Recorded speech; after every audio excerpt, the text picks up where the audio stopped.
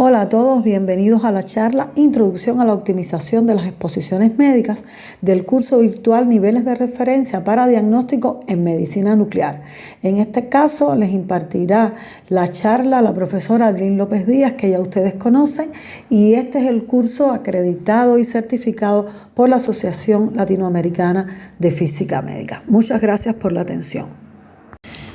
En esta charla introduciremos el tema de la exposición médica a nivel mundial, hablaremos de las recomendaciones internacionales a propósito de estas exposiciones médicas y introduciremos el concepto de optimización, los aspectos básicos se relacionan con este concepto y hablaremos de las particularidades que tiene la optimización dentro de nuestra especialidad, que es la medicina nuclear.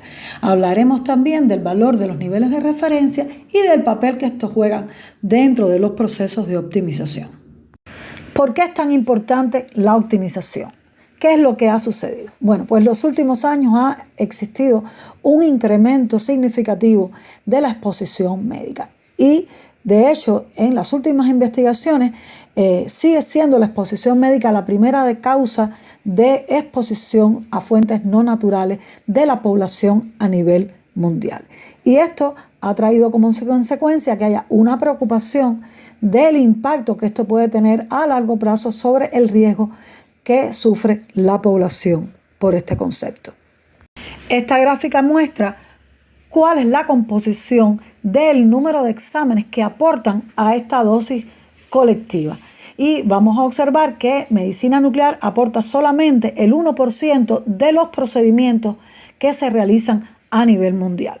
Sin embargo, cuando se visualiza el aporte real de la dosis de los estudios de medicina nuclear a esa dosis colectiva, vamos a ver que la medicina nuclear aporta 7.2%. Es decir, el valor de las dosis es significativo referente a los que tienen otras técnicas. Y aquí vamos a ver que la tomografía computarizada, en este caso, va a brindar aproximadamente el 62% de la dosis colectiva.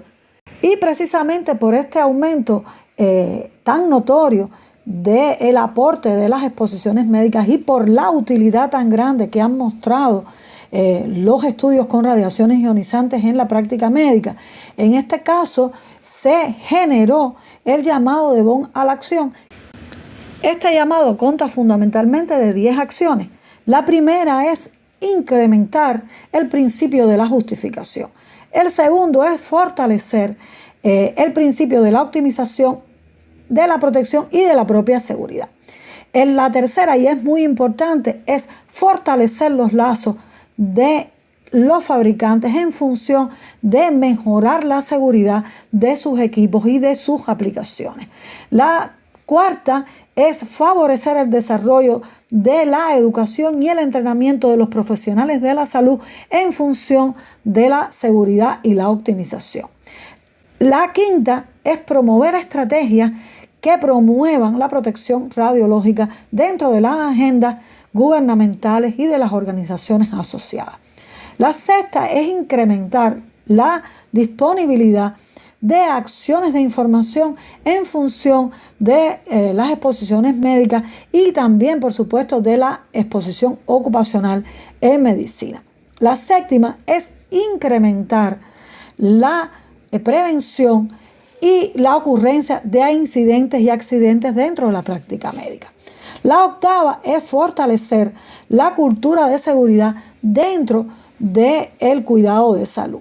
La novena es aumentar la información y el diálogo sobre los beneficios y el riesgo que produce en las exposiciones médicas y las radiaciones. Y como décimo es fortalecer la implementación de los requerimientos de seguridad a nivel global. Viendo de una manera, este curso es precisamente uno de los resultados de esta implementación del llamado de Bonn a la acción. Ahora bien, ¿qué ha cambiado producto a este llamado y a esta concientización de lo importante que es la optimización de la exposición médica? Pues hay un creciente interés internacional tanto en la protección radiológica como en la calidad de la atención, como en la trazabilidad de las radiaciones como en promover una medicina personalizada que aumente la calidad de la atención y que además el paciente reciba justo lo que necesita y no más. Esto ha traído también un impacto dentro de las legislaciones, como es, por ejemplo, la producción de la legislación de la Euratom, como algunas acciones, por ejemplo, en la FDA, etc. También esto ha producido una mayor investigación científica que está arrojando muchas mayores evidencias de los resultados de la protección radiológica y de la optimización y de cómo puede toda una política para favorecer la optimización lograr cambios e impactar directamente en las dosis de radiación que se reciben por determinadas tecnologías y determinadas técnicas. Y por supuesto, se han mejorado las capacidades tecnológicas y se ha logrado una participación activa de los fabricantes y de otros involucrados, como pueden ser incluso los propios pacientes, los organismos reguladores, etcétera, con un impacto real dentro de lo que está sucediendo en la práctica médica con radiaciones ionizantes. Y aquí vemos un ejemplo de cómo se han incrementado de forma significativa las publicaciones sobre los niveles de referencia y la optimización en los últimos años de la literatura científica. De todas formas, podemos observar que el número de estudios en medicina nuclear es todavía bajo, pero que está de acuerdo con lo que se está observando a nivel mundial por la UNSCEAR como componente de aporte a la dosis colectiva. Observemos cómo todo esto ha tenido también un impacto dentro de las normas básicas de seguridad del Organismo Internacional de Energía Atómica, de manera que constituye ya dentro de la normativa requisitos básicos que hay que cumplir. Y se han ampliado de forma importante el principio de la justificación de las prácticas médicas y su implementación, y se ha establecido de manera muchísimo más amplia el principio de la optimización de la protección y la seguridad dentro de las normativas de seguridad, dedicadas tanto a las líneas de diagnóstico como a las líneas que son también terapéuticas. Hemos hablado de optimizar, pero no hemos definido el concepto de optimización. Pues técnicamente la optimización es el proceso prospectivo e iterativo que requiere de juicio o de evaluación de lo que se ha desarrollado utilizando información cualitativa o cuantitativa. Desde el punto de vista de las imágenes médicas o de los tratamientos médicos con radiaciones ionizantes, el proceso de optimización de la protección y la de la seguridad demanda que se obtenga la adecuada calidad de imagen o la respuesta adecuada del tejido, no la mejor, sino la adecuada para garantizar el diagnóstico adecuado y el tratamiento no se vea comprometido en el caso de la línea terapéutica. Por eso es el principio ALARA, tan baja como sea razonablemente alcanzable. Y eso indica que todo el proceso de optimización está adecuado a la situación imperante que se presenta. Y por supuesto, para esto se requiere conocer las técnicas y las opciones para optimizar la aplicación a las radiaciones ionizantes que de forma concreta se presenta. Además de esto, el proceso de optimización tiene un conjunto importante de componentes, pero algunos son aplicables directamente a la protección radiológica que se desarrolla, es decir, a los procedimientos. Otros se relacionan con el ambiente o el lugar donde se desarrollan y que no son atribuibles al personal. Por eso se habla de condiciones objetivas. Y un aspecto vital son las que se relacionan directamente con el personal. Y esto habla de los profesionales que se desarrollan dentro de ese medio, es decir, el tecnólogo, el radiólogo, el propio físico médico, etc. Y todos ellos van a tener acción directa sobre la optimización. Dentro de las mismas normas básicas de seguridad se tienen en cuenta las consideraciones de diseño como un aspecto muy importante tanto de los equipos como de las instalaciones para garantizar la optimización. Después, Continúan las consideraciones operacionales, teniendo en cuenta que estas son las que sustentan en parte la justificación y la optimización. Hablamos en este caso de las generalidades del flujo de los pacientes, de cómo se otorgan los turnos y cómo se puede organizar la terapia, cómo se autorizan, cómo se desarrollan, qué indicaciones recibe el paciente, etc. Otro aspecto importante son las calibraciones, especialmente cómo se calibra, por ejemplo, el curímetro para la actividad, pero también cómo se calculan y se estiman los parámetros que pueden impactar de manera directa dentro de las etapas de diagnóstico y de terapia.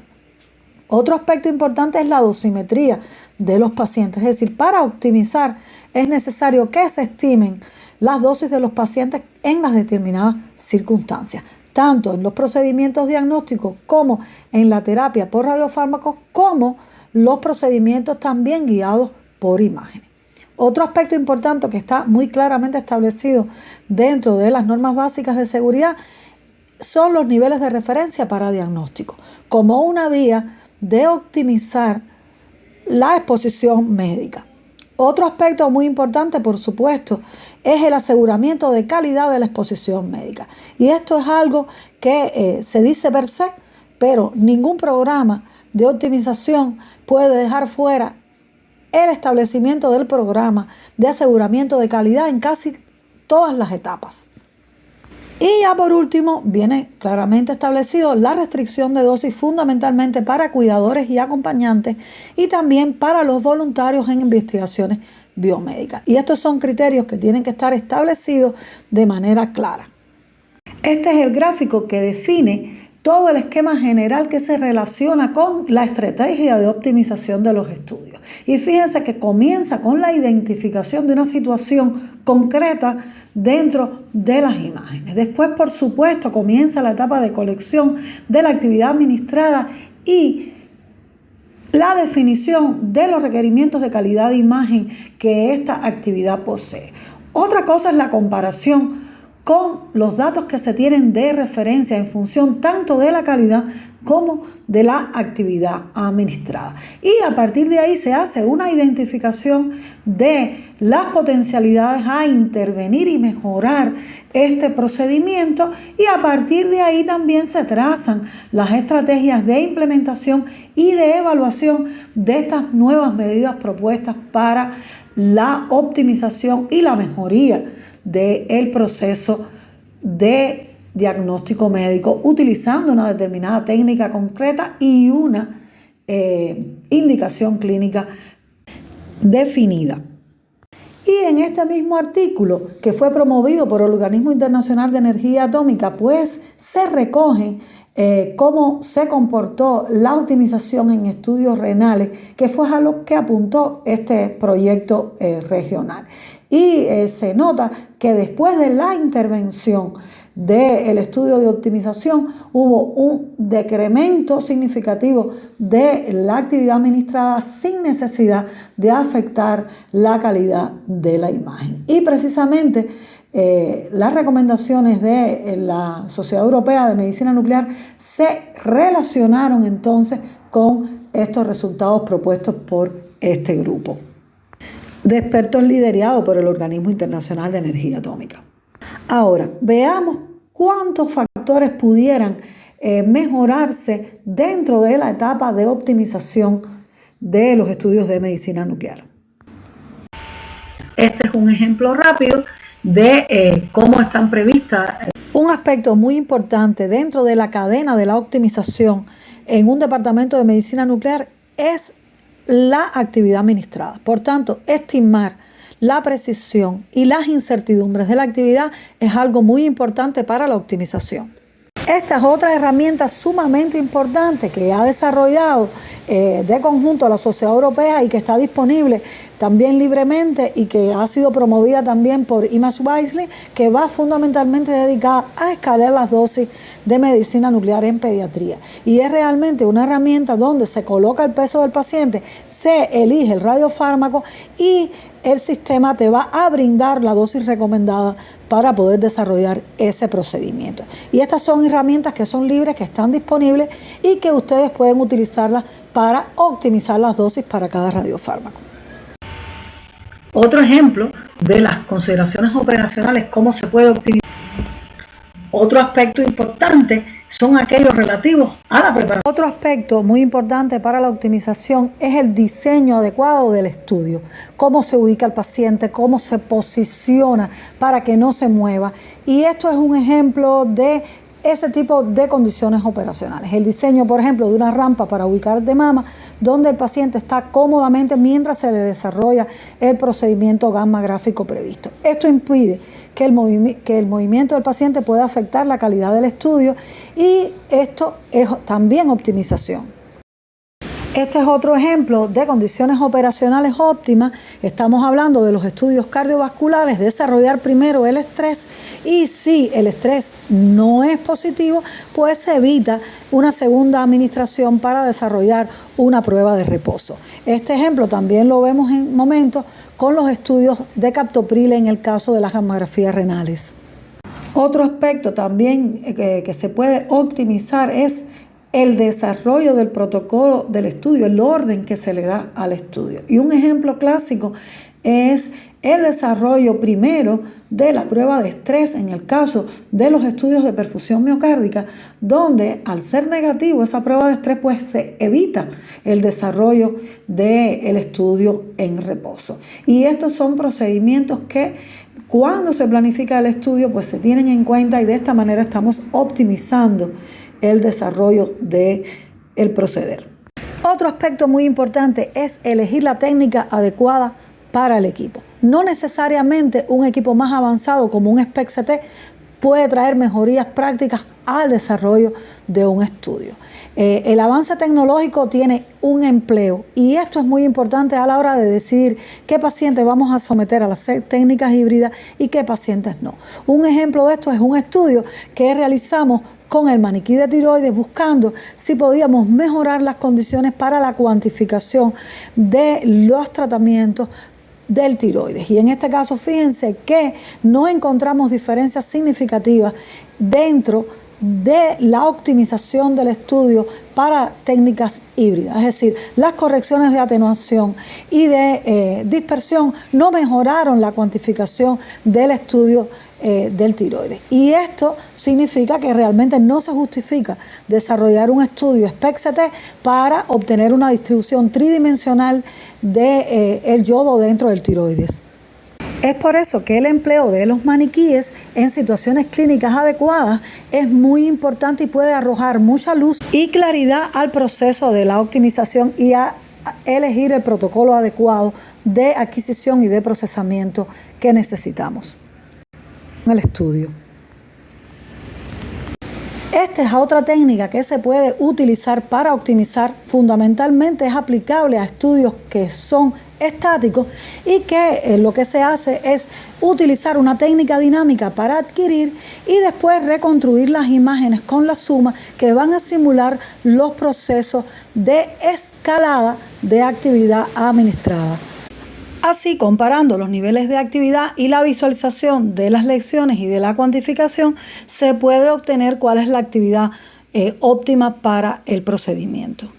Este es un ejemplo de la aplicación de esta técnica. Es un estudio hecho aquí en Latinoamérica, en Colombia, y les recomiendo que lo observen porque es un estudio destinado a optimizar las dosis en pediatría. Y en él se observó que para la población estudiada una reducción del 60% de la actividad administrada no producía cambios en la calidad de la imagen dentro del protocolo que estaban utilizando.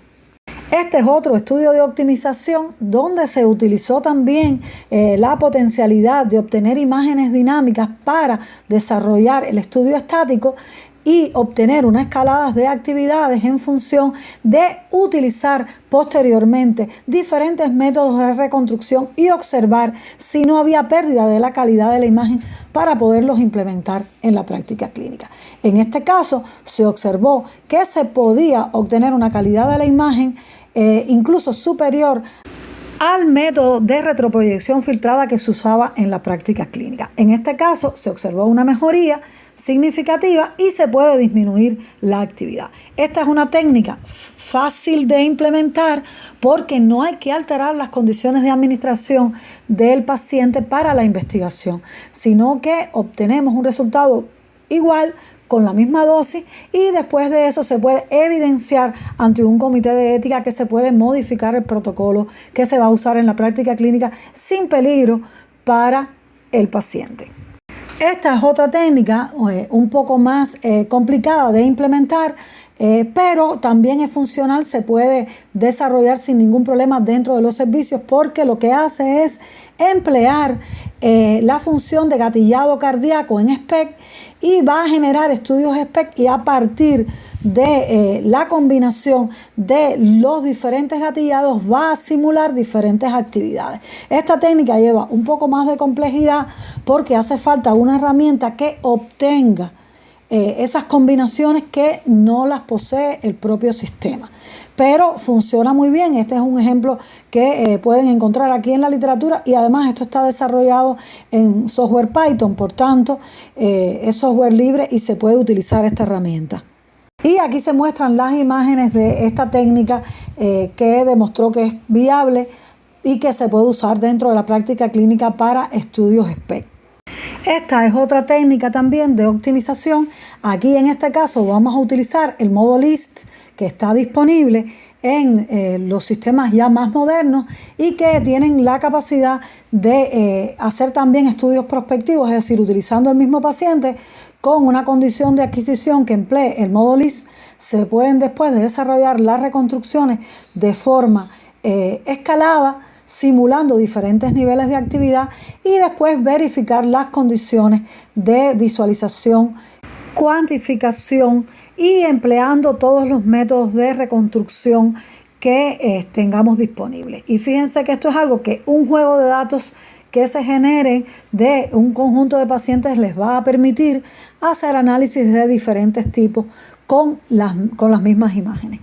Este es un ejemplo de un estudio en un maniquí de cardiología empleando este modo LIST con la reconstrucción de diferentes niveles de actividad y la comparación adicional de diferentes protocolos entre sí. Aquí están observando las diferentes captaciones en los diferentes sectores de la imagen de cardiología y ven que a partir de determinado nivel se comienza a perder precisión de las lesiones que se observan dentro de la pared miocárdica. Y como ven, el análisis visual de los especialistas también arrojó una concordancia con este mismo análisis cuantitativo. Estas son imágenes del mismo trabajo, es un trabajo final de la licenciatura en física nuclear de nuestra facultad y se las traje precisamente por lo llamativo de que durante este estudio, cuando se aumentaron el número de interacciones tratando de localizar cuál era el estudio óptimo, comenzamos a ver imágenes de artefactos. Es decir, nos demostró una vez más que la optimización es necesaria y que no necesariamente aumentar el número de iteraciones mejora la calidad de la imagen, sino que también puede inducir artefactos. Y estos son de los detalles que tenemos que tener en cuenta siempre que estamos enfrentando investigaciones de optimización. Y aquí vemos los resultados de la comparación de los parámetros técnicos de una cámara dedicada para cardiología y las cámaras más modernas con cristales CZT.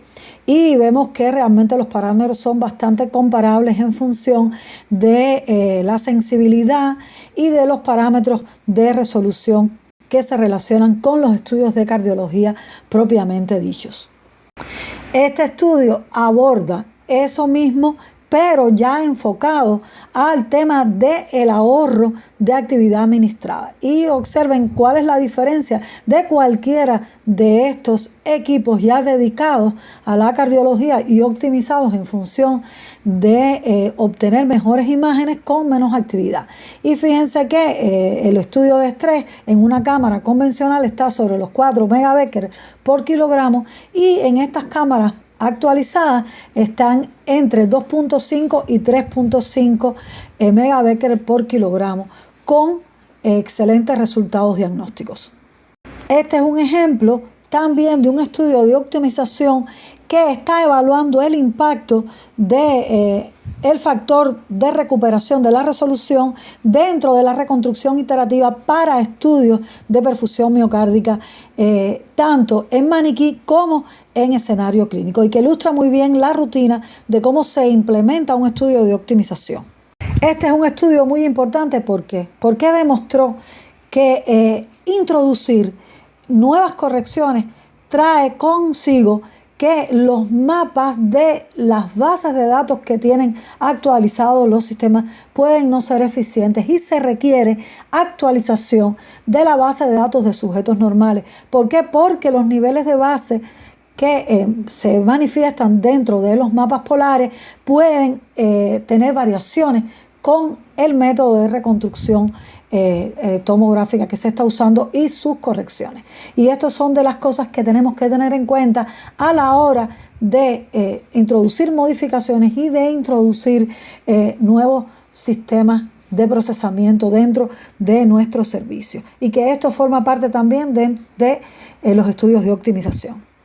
Este es otro estudio de cardiología y ustedes dirán, ¿por qué tanta cardiología? Bueno, porque es uno de los estudios que más dosis de radiación brinda dentro de la medicina nuclear y es una línea muy clara para la investigación y la optimización dentro de nuestro servicio. Y este estudio analiza los diferentes sistemas de procesamiento del estado del arte en cuanto a la reconstrucción de los estudios de cardiología y hace un análisis de cómo se comporta el sistema frente a la disminución del tiempo por proyección dentro de la adquisición del estudio y van a observar que los resultados pueden distar entre sí para cada uno de los software. Y observen las diferencias dentro del porciento de contraste y dentro de la relación señal-ruido empleando el método clásico de retroproyección filtrada con 20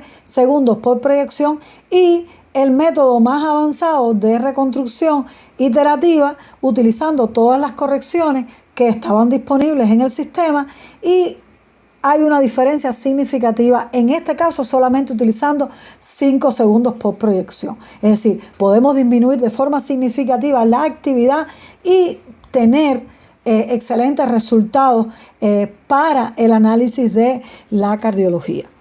Ahora bien, este estudio hace recomendaciones muy particulares para cada uno de los sistemas de procesamiento y establece muy claramente de que las condiciones de todo este procesamiento es totalmente diferente entre un sistema y el otro. Es decir, que las recetas en cuanto a iteraciones, número de sucesos, etcétera, no son extrapolables entre un sistema y otro. Y esto indica que tenemos que tener mucho cuidado a la hora de establecer los protocolos óptimos y de estudiar los nuevos sistemas que se incorporen a la práctica clínica. Además de esto, es muy importante demostrar que lo que estamos viendo en cuanto a tiempo por proyección es estrictamente extrapolable a la actividad. Es decir, estos son términos que tenemos que estudiar, pero también implementar en la práctica clínica con el debido cuidado.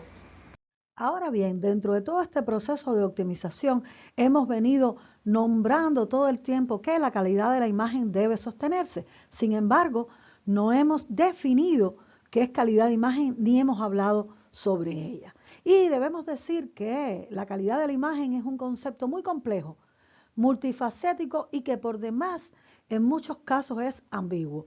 ¿Por qué? Porque la calidad de la imagen se define en términos que no se relacionan directamente con parámetros que físicamente podamos relacionar, sino que está relacionado directamente con la capacidad de cumplir el objetivo clínico para el que está destinado. De manera que una imagen no necesita ser perfecta, sino que necesita poder tener la capacidad de brindar la información que se necesita para el diagnóstico o para guiar, en cualquier caso, la terapia que es objeto.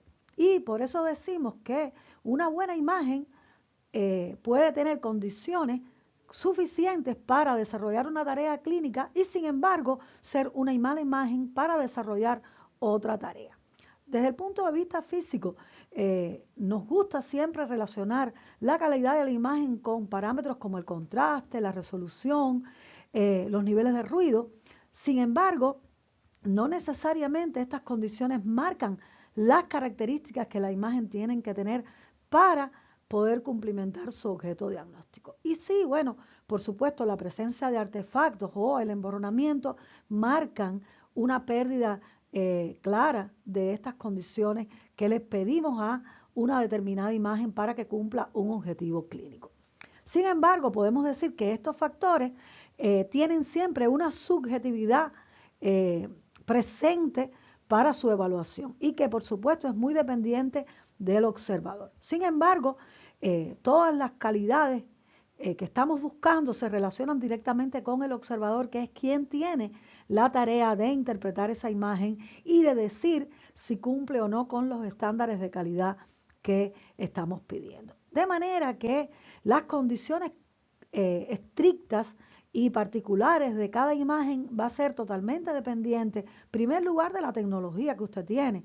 Segundo lugar, también de las tecnologías del propio radiofármaco en el caso de medicina nuclear, de la actividad que se administró e incluso en algunos casos de la forma en que se presenta la imagen para su visualización e incluso de las condiciones en las cuales se está observando la imagen. Por eso decimos que estos son aspectos que hay que manejar con mucho cuidado durante todos los aspectos de la optimización. Y existen dentro de la literatura un conjunto de métodos que permiten evaluar la calidad de la imagen a través de criterios escalados que miden la respuesta de los observadores para poder comparar diferentes muestras de imágenes, y este trabajo está bien actualizado, hace una revisión bibliográfica de todos los métodos que existen en la literatura para evaluar la respuesta de los observadores ante diferentes problemas clínicos. Y estas técnicas las hemos querido traer acá para que tengan a la mano la literatura y puedan disponer de algunas de las herramientas por si necesitan en algún momento buscar metodologías para evaluar si la introducción de alguno de los cambios de la tecnología o de la modificación de los protocolos tiene o no algún impacto en las características de calidad de imagen que puedan afectar la respuesta de los observadores. Y este artículo está muy bueno, hace una comparación de las diferentes fortalezas y debilidades que tienen algunos de los métodos bien definidos en la literatura para evaluar la calidad de la imagen desde el punto de vista del observador. Y por supuesto son métodos que deben ser profundizados antes de ser utilizados dentro de la práctica clínica. Entonces, hasta aquí hemos venido hablando de todos los aspectos que deben ser tenidos en cuenta a la hora de evaluar un proceso de optimización, de manera que este trabajo resume de forma muy rápida cuáles son los aspectos más importantes a responder dentro de un proceso de optimización, y vamos a ver que existen un conjunto de preguntas y de respuestas e incluso fuentes importantes que nos permitirían establecer un proceso de optimización en sus diferentes etapas. Y fíjense que este trabajo pregunta sobre todo el proceso que se relaciona con el radiofármaco y la administración, es decir, si el radiofármaco elegido es el correcto, si tiene la biodistribución y la dosimetría más favorable que pudiera tener este proceso de obtención de las imágenes. Y por supuesto, bien, las preguntas relacionadas con la tecnología sobre si es posible disminuir la actividad, si de esta manera se va a mantener la precisión diagnóstica, y por supuesto tiene como fuentes principales para responder esas preguntas todas las especificaciones que brindan los fabricantes, los niveles de referencia para diagnóstico que están muy de moda hoy para poder evaluar en qué etapa de la optimización estamos. Están también las preguntas que se relacionan con los propios protocolos y si están suficientemente optimizados en función de la propia tecnología que tenemos. Y por supuesto, en este caso vamos a tener como una herramienta muy importante las guías internacionales de las sociedades que han estudiado la temática y que de manera general trazan las características más importantes de los exámenes, las indicaciones clínicas, etc. Y ya por último, todos los aspectos que se relacionan con la imagen y su obtención.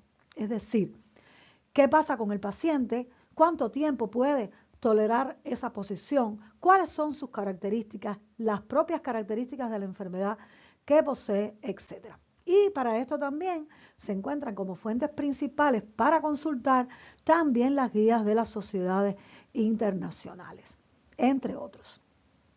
Y durante esta charla hemos mencionado varias veces el concepto de nivel de referencia para diagnóstico, sin embargo no lo hemos definido y es el objetivo principal de este curso. Pues un nivel de referencia para el diagnóstico es un nivel de investigación para identificar niveles inusualmente altos o bajos de la exposición a la radiación que sufren los pacientes durante un determinado estudio.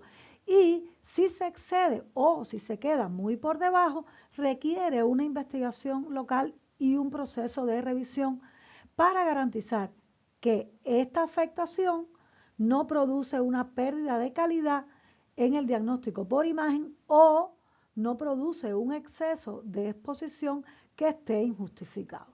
Y por eso se dice que los niveles de referencia para diagnóstico deben estar siempre basados en la información que es representativa de los países y de la práctica clínica que se desarrolla en los mismos, teniendo en cuenta, por supuesto, todas las características de la idiosincrasia del país, de la disponibilidad de los equipos, de las enfermedades principales que afectan a la población y, por supuesto, las características de la población que allí vive. Este concepto no es exclusivo de la medicina nuclear, sino que se puede aplicar a todos los medios diagnósticos que emplean radiaciones ionizantes y es muy claro establecer que estos niveles de referencia no son límites de dosis, ni van a permitir diferenciar entre una buena práctica o una mala práctica médica, porque tampoco son restricciones de dosis que se pueden aplicar a la exposición individual, sino son simplemente niveles de referencia para encontrar cuál es la práctica típica que caracteriza una determinada exposición. Y por supuesto nos va a permitir realizar comparaciones sobre cómo está desarrollándose nuestra práctica y si es necesario optimizar con una mayor prioridad si al compararla encontramos que los niveles se exceden de forma inequívoca. También nos van a permitir observar si la práctica a nivel de otras instituciones pues ofrece dosis mucho más altas y estar bien claro que esta disminución de la dosis que estamos obteniendo no está afectando directamente la calidad del diagnóstico y por eso son precisamente llamados niveles de referencia.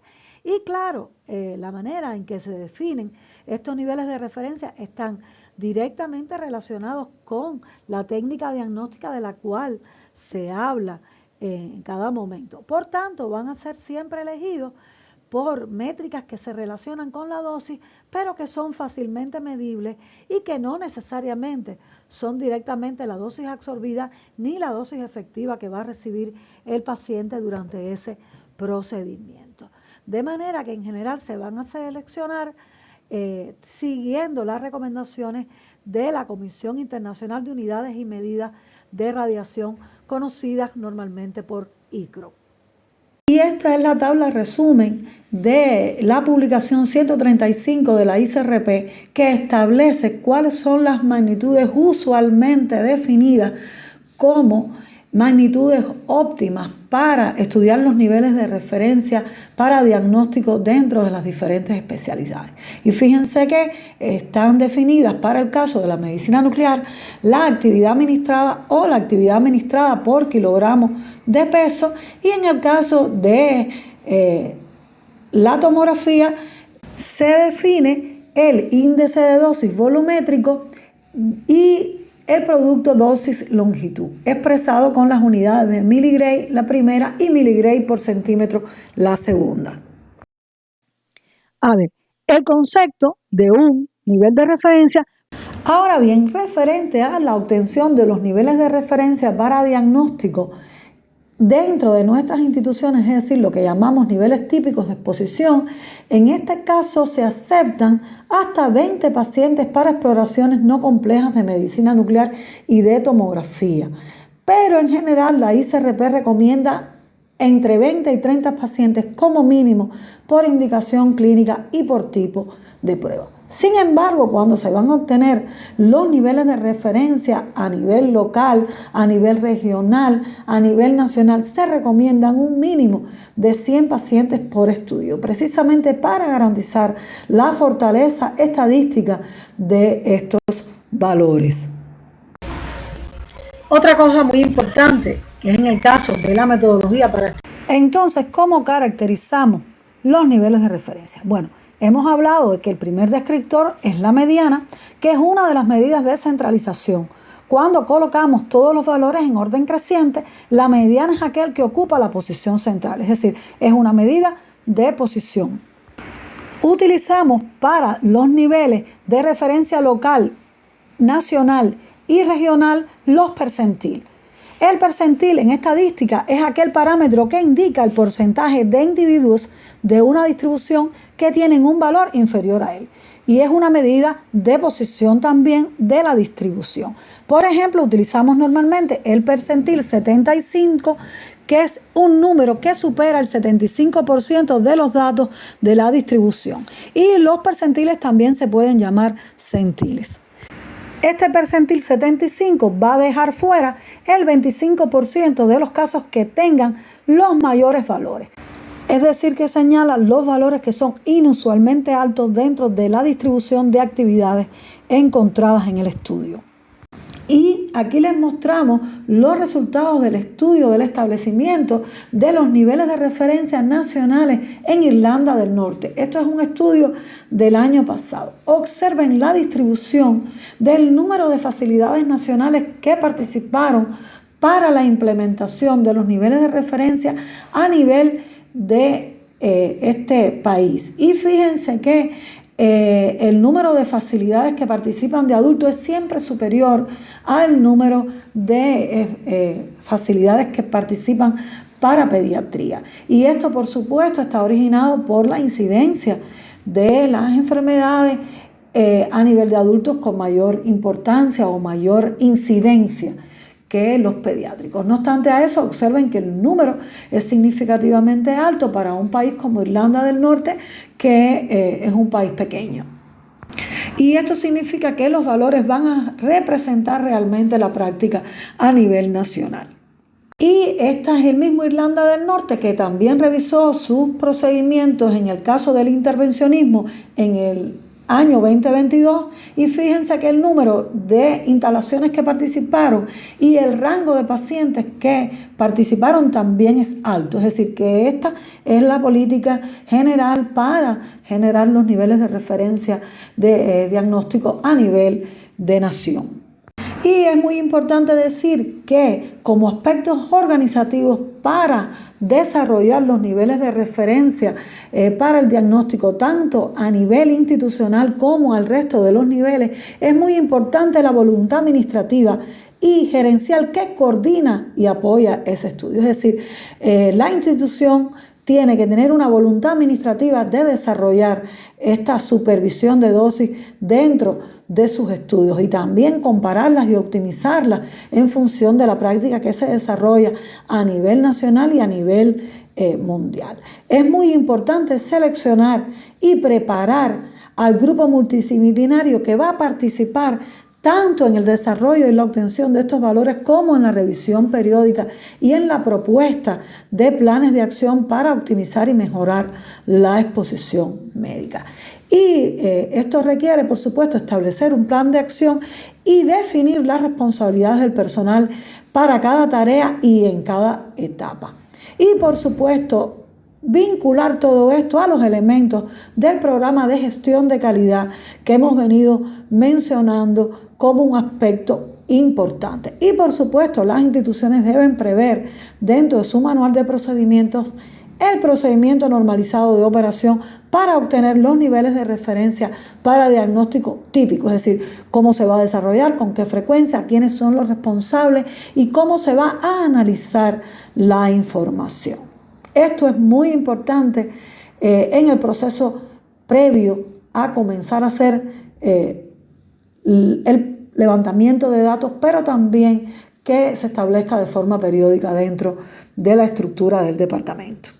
Y por último, no olvidar que dentro del proceso de optimización, el control de calidad, el aseguramiento de calidad es básico y que todos los instrumentos que están vinculados a el proceso deben estar verificados y sometidos a un programa de control de calidad integrado y evidenciable, incluyendo la capacitación de los recursos humanos que juega un papel vital dentro del mismo. Y no quería culminar esta presentación sin hacer referencia a este documento que ha publicado el Organismo Internacional de Energía Atómica el año pasado, en el 2023, y que habla de las condiciones básicas para establecer el monitoreo de la exposición de los pacientes por las imágenes médicas. Y aquí habla de todas y cada una de las etapas que deben seguirse, de los factores que hay que tener en cuenta en todas las exposiciones médicas y por supuesto también dentro de la medicina nuclear. Les recomiendo que lo revisen porque es un documento muy abarcador y muy importante. Y para concluir, recordarles que la optimización es una obligación ética y tiene carácter multidisciplinario y multifactorial. Se va a sustentar en un sistema de gestión de calidad y seguridad que trasciende las fronteras del servicio o del departamento y que debe tener un apoyo institucional desde que se comienza a generar.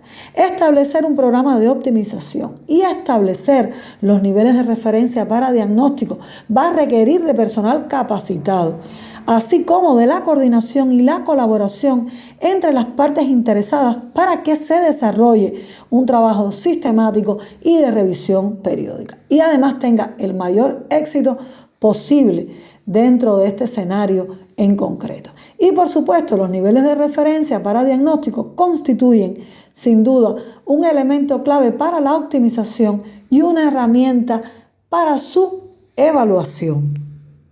Y aquí le dejamos algunas de las referencias indispensables empleadas para esta presentación. Le agradecemos a todos su atención y los invitamos a revisar la literatura recomendada. Le agradecemos a todos los organizadores de este curso la oportunidad de participar en esta charla y los invitamos a participar en el Congreso Al Fin 2025 en Antigua Guatemala.